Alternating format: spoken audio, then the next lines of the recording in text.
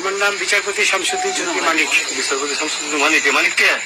হাইকোর্টের যিনি কয়েকদিন আগে উপস্থাপন করছো চ্যানেল আইছি, মানিক কে? চ্যানেল আইছে, হ্যাঁ হ্যাঁ। সেই মানিক নাম হলো বিচারপতি মানিক, বাড়ি মুন্সিগঞ্জ। আপনার পিতার নাম?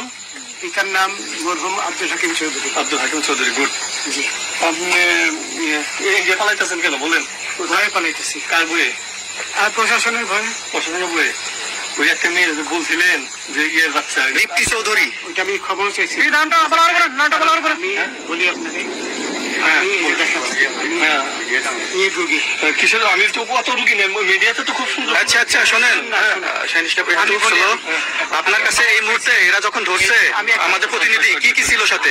আপনার সাথে কি কি ছিল এটা বলেন। আমার সাথে ছিল ব্রিটিশ পাসপোর্ট, হ্যাঁ, বাংলা পাসপোর্ট, বাংলা পাসপোর্ট, টাকা, টাকা, আর কয়টা ই কার্ড, ডেবিট কার্ড আর ই কার্ড, কি বলে? এই আমার ভিডিও করতেছো? আচ্ছা, কালকে যে টাকাগুলো ছিল, আজকে কোনো টাকা ছিল সাথে? আজকে ছিল না, আজকে যে কত 40, যে বাংলাগুলা, হ্যাঁ 40,000। 40 টাকা আজকে আজকে হ্যাঁ আজকে যেটা কয় টাকা ছিল?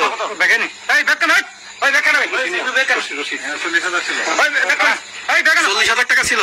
কালকে যে দুজন টাকা নিছে ওদের কাছে কত টাকা ছিল? এই দামান নিচে 60-70 মতো। 60-70 লাখ। আচ্ছা 60-70 লাখ। আচ্ছা, ওরা নিয়ে গেছে।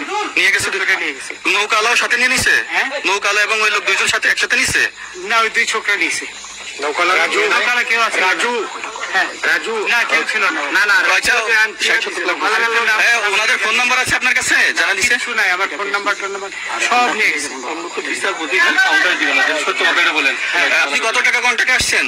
আমি 15,000 টাকা ওদের বলছিলাম, ওইটা আমি দিছি, কিন্তু পরে দুই ছেলে আমারে মাইরা ধইরা এই মাইকটা কোন জায়গায় মারছে ভাইয়া?